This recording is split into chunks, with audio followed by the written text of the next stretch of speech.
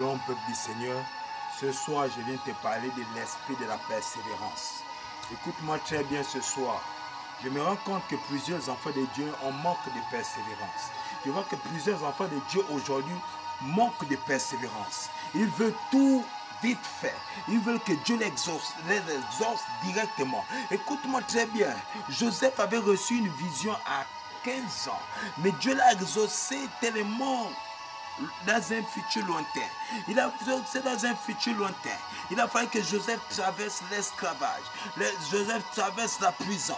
Joseph traverse toutes ces choses contraires aux rêves qu'il avait reçus de Dieu. Écoute-moi très bien. Dieu veut faire des choses avec toi.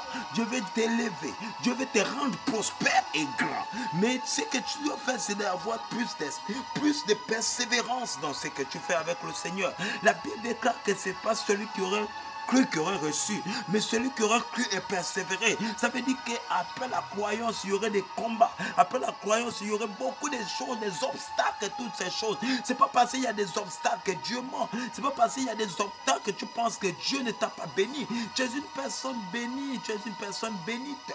Mais il faut seulement que tu persévères. N'abandonne pas sur tes peurs, persévère. Persévère, je sais qu'il y a tellement de combats dans ta vie. Je suis conscient.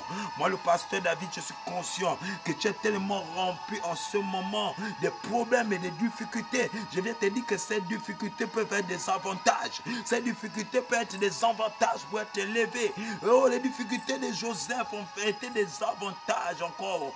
Plus pour Joseph pour être prospère. Toi aussi, tu peux être prospère. Fais de tes difficultés les avantages. Persévère à l'intérieur. Tu seras plus que vainqueur. Tu seras plus que vainqueur.